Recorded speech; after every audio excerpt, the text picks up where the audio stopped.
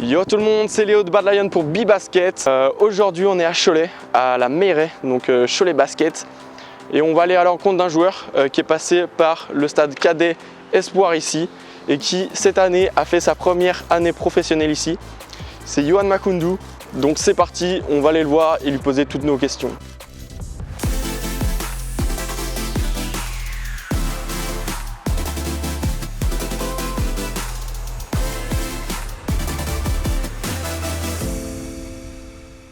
Bonjour tout le monde, donc aujourd'hui je suis avec Yohan Makoundou donc de Cholet Basket. Est-ce que tu peux te présenter rapidement le style de joueur que tu es, quel poste tu joues, etc. Donc, moi c'est Yohan Makoundou, poste 4 athlétique à Cholet Basket.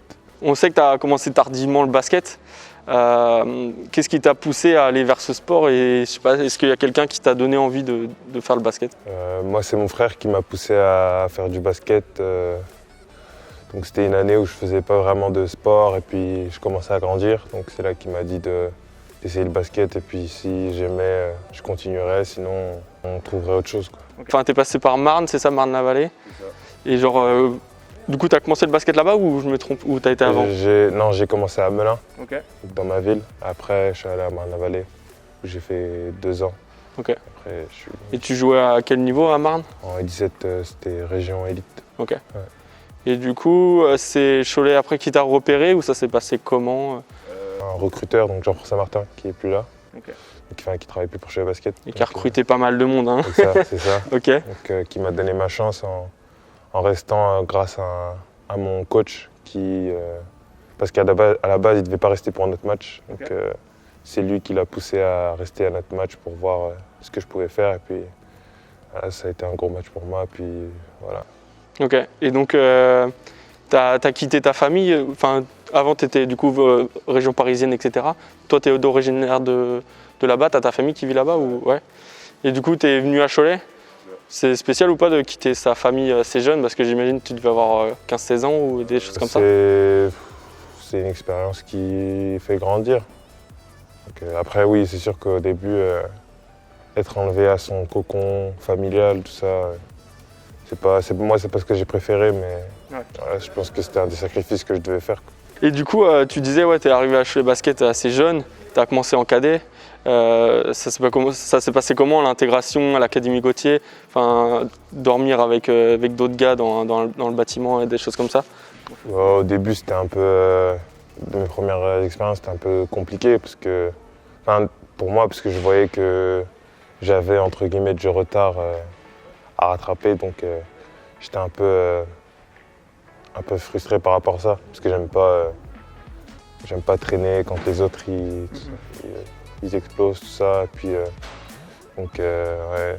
Mais après, on m'a mis à l'aise, donc, les coachs, François, Sylvain, ils m'ont mis à l'aise, ils m'ont fait comprendre que voilà, il n'y avait pas de retard, il fallait que je prenne mon temps pour faire les choses correctement. On se souvient de toi, un stage où genre tu étais en équipe de France U18 à Bourges et genre vous avez fait un match contre l'équipe de France U17 avec Théo Malédon, Kylian Hayes, etc. Et genre à l'époque tu avais dunké sur genre 5 joueurs en 10 minutes et genre ça devient de où cette puissance, ton saut que t'as ton énergie là-dessus?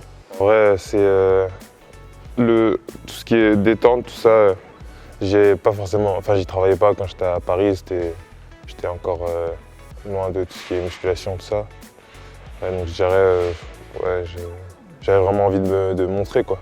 Okay. De montrer que c'est pas parce qu'on fait pas l'épaule, tout ça, qu'on veut pas faire quelque chose. Ouais. Bah, surtout que t'es arrivé dans un club où la formation c'est quand même réputé en France, tu vois. T'es bien encadré, etc. Et du coup, tu as développé ce saut ou cette énergie.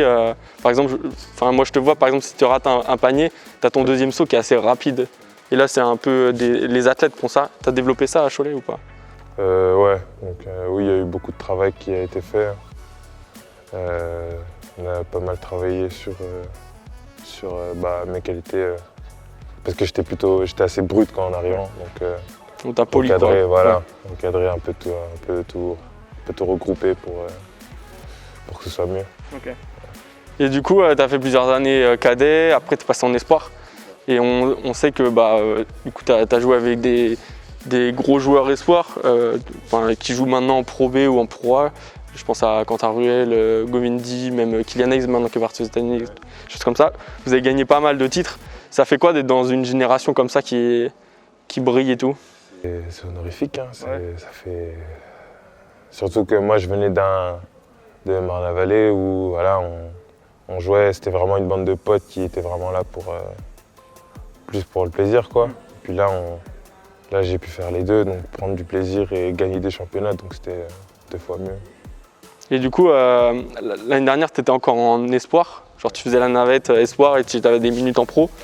Et vous étiez invaincu jusqu'au Covid. Genre, ça doit être frustrant, j'imagine, non? Ouais, parce qu'on n'a pas pu avoir les récompenses qu'on méritait, légitimement. Pour moi, vraiment, il n'y avait pas photo, quoi. Il n'y avait pas photo, on n'était pas 4 victoires ou quoi, on était invaincus. Donc, je pense qu'on aurait pu avoir au moins la récompense des champions. Mais bon, c'est comme ça, hein. Ouais. Ça nous est tombé dessus comme tout le monde. Donc, L'été est passé, je pense que tu as refait des entraînements individuels, des choses comme ça. Ouais. Et tu as pu signer à Cholet Basket.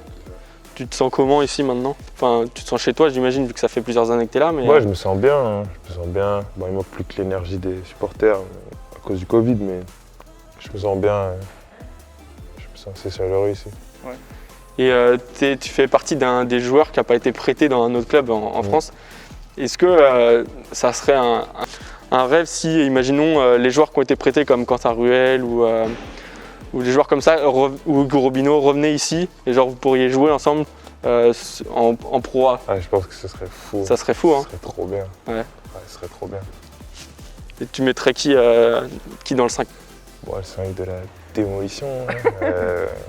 Hugo, Carlton, donc les 2 meneurs.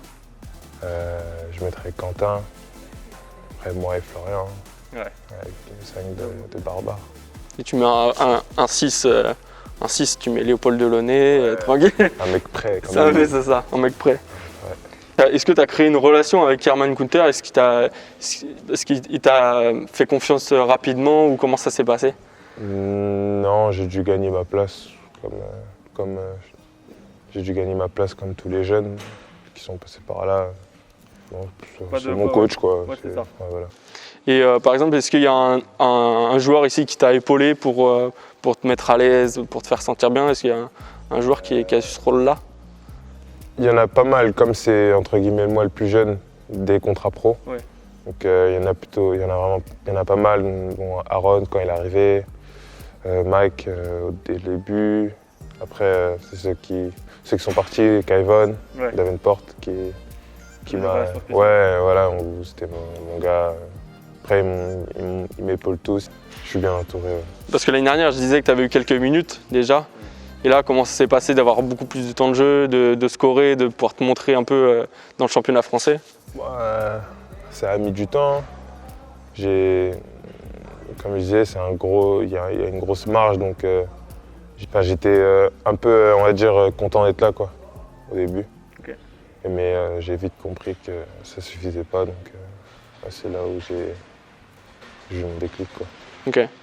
Et du coup, tu as fait des bonnes perfs sur plusieurs matchs de Jeep Elite. Et on a vu vraiment un gros carton sur plusieurs matchs de Champions League. Ça fait quoi de jouer une Coupe d'Europe quand tu as 20 ans, quand tu as ton âge? C'est lourd, ouais, c'est lourd. C'est super gratifiant, le travail que tu as mis, tout ça. C'est fou. Puis de voir que je peux apporter aussi, c'est encore mieux. Ouais. Ouais. Et qu'on voit aussi, par exemple, tes dunks tournés genre sur le Insta de la FIBA ou des choses comme ça doit être incroyable, non?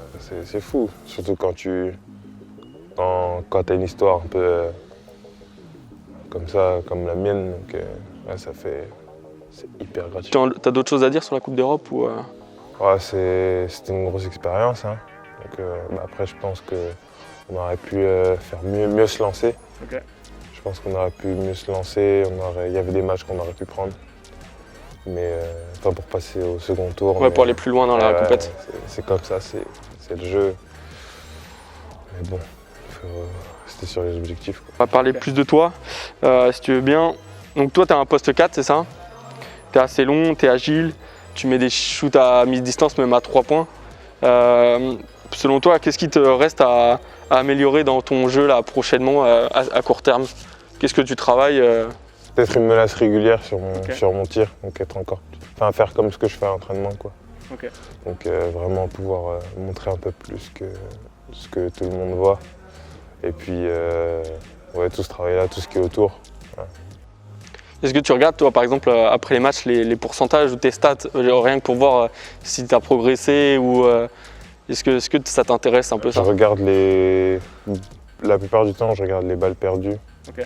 les rebonds et mon pourcentage, le nombre de tirs pris, parce que j'espère, quand on est jeune, on n'a pas vraiment beaucoup de tickets shoot, tout ça, donc plus on en prend, mieux c'est d'être, de pas trop en rater. Donc c'est souvent D'être ce que je regarde, rentable, ouais. Ouais, voilà. Tu m'avais dit il y a 2 ans que le joueur Choletais qui était passé par ici, qui t'avait inspiré, c'était Kevin Séraphin. Ouais. J'ai vu que dernièrement, tu avais été entraîné avec lui. Genre, c'était un entraînement personnalisé, c'est ça? Ouais. Et genre, tu travaillais quoi lors de ces séances? Travailler autour, Ok. un peu plus de moves, de créer mon tir. Voilà, c'était surtout ça. Et du coup, lui, il a mis fin à sa carrière là, il n'y a pas longtemps. Et est-ce qu'il te donne des conseils ou ouais, pas mal. Qui reste derrière mon dos. Ça fait plaisir Ouais, déjà, de fou. d'être suivi. Suivi par des gars qu'on regardait à la télé, en équipe de France. Ça, c'est fou, hein. Je m'en rends pas compte encore, mais ça fait plaisir. Et tu as d'autres joueurs comme ça, d'expérience, où j'imagine aussi peut-être tes agents qui t'accompagnent là-dessus, qui te conseillent. J'ai la chance d'avoir pas mal de joueurs derrière moi qui me donnent des conseils, qui voient du potentiel et qui veulent pas que je fasse n'importe quoi avec. Donc ça fait plaisir de fou. Si on se projette là, à la fin de la saison, là, donc là tu as terminé ta première année en championnat de France en Jeep Elite. Est-ce que tu as toujours l'ambition d'aller en NBA un jour, que ce soit par la draft ou un autre chemin, ou là tu te projettes plus je sais pas, dans un gros club de championnat de France, parce que maintenant ça commence à être des gros clubs comme l'Asvel ou Monaco, des choses comme ça, ou un club d'Europe pour jouer Bon, l'objectif, il reste toujours d'aller en NBA, donc par le meilleur chemin possible, peu importe lequel c'est. Et ouais, après c'est ça, hein, pour l'instant j'y pense, mais de loin. C'est ça, c'est encore long. C'est ça, ouais. Et là, c'est plus bien finir la saison du mieux qu'on peut, donc c'est ça ma priorité. Ouais, être bien dans le collectif, C'est ça, être régulier dans tes performances, j'imagine. c'est ça. Toi qui as côtoyé du coup Killian Hayes pendant tes années, je sais pas, en espoir, etc. Qu'est-ce que ça fait de le voir maintenant en NBA, de le voir là-bas? Fierté, hein. Ouais. Fier d'avoir porté le même maillot que lui, du coup, tout ça. Puis c'est mon gars, donc énormément de plaisir. Même quand j'ai suivi, mais un peu de loin, quoi. Donc ça fait chaud au cœur. Hein. J'espère le suivre là-bas, le retrouver là-bas. Ouais. Mais ouais, ça fait énormément plaisir, comme un frère qui part. C'est ça, un petit frère. Ouais. Ouais, voilà, un petit ref. Tu es toujours en contact avec lui, ouais. Ouais. Tout à l'heure, on parlait que tu avais fait des sélections françaises, des choses comme ça. Étant jeune, tu as ramené des médailles. Est-ce que tu peux nous raconter un peu ton palmarès et tes expériences équipe de France? Par exemple, tu étais parti avec un Choletais, Florian Léopold. Est-ce que tu peux nous parler un peu de tout ça? Partir dans un autre pays, pour son pays, ça fait plaisir de fou. Après, partir avec les Choletais, c'est encore mieux, parce que c'est plus simple pour moi de m'acclimater. Eux, ils avaient un peu déjà cette expérience-là. Donc ils ont pu me la transmettre ici avant de partir. Et puis quand on était là-bas, m'épauler quand ça allait, quand ça allait pas. Donc je me suis pas senti seul, quoi. Ok. Tu étais parti avec qui d'ici du coup? Avec Carlton Dimanche, Ok. Hugo Urbino et Florian Léopold. Carlton Dimanche avec qui tu joues encore ici? Ouais. J'imagine que ta famille doit être fière à ce moment-là. Ouais. Enfin, encore plus que être maintenant professionnel. Là, tu représentes ton Ouais, pays. c'est ça, c'était la folie pour tout le monde. Ouais. Quand je suis rentré, tout ça a été accueilli. C'était c'était fou. Et maintenant que tu as goûté aux sélections nationales, est-ce que dans les années à venir, ça te ferait kiffer de refaire des... Ouais, Ok. toujours. Et par exemple, est-ce que dans un coin de ta tête, tu te dis, là j'ai 20 ans, on est en 2021, est-ce qu'en 2024, si ça se trouve, je pourrais être dans la rotation ou dans l'équipe à prime de l'équipe de France, est-ce que c'est dans un coin de ta tête les JO Paris 2024? Ça l'est, mais c'est un peu comme la NBA, c'est loin encore, tu vois. C'est encore plus loin que la NBA, donc ouais, j'y pense, mais je pense à un peu tout ça, mais pas trop pour trop m'écarter. Ouais, c'est ça. Pour l'instant, tu es focus. Voilà, bien finir la saison, Ok. bien me montrer aussi du mieux que je peux, être régulier, c'est ça qui m'importe le plus pour l'instant. Ok. Et du coup, là, sur la fin de la saison, est-ce que tu as des objectifs personnels, là, à part plus te montrer, ou est-ce que tu as d'autres objectifs là-dessus? Personnel. Et collectif, si on veut terminer là-dessus. Ouais, donc collectif, comme je l'ai dit, encore bien finir. Ouais. Se maintenir, j'imagine, Ouais, parce voilà. Donc redonner une bonne image du basket, je pense que ce serait bien, au moins. Et puis pour moi, vraiment redevenir régulier, me faire connaître, devenir un joueur de plus en plus confirmé, parce que tu ne le deviens pas après ta première année pro, mais voilà, bien comprendre les choses, comment sont fait les choses, pour pouvoir apporter du mieux que je peux. Du coup, Yohan, je te remercie pour l'interview. Merci à toi. J'espère que vous aurez découvert un peu le parcours de Yohan et que vous allez le suivre. Je vous mets son Insta ici pour voir ce qu'il fait, etc. et continuer à le suivre pour les années à venir et maintenant pour la fin de la saison à Cholet Basket. C'était Léo de Bad Lion pour Basket. Ciao tout le monde.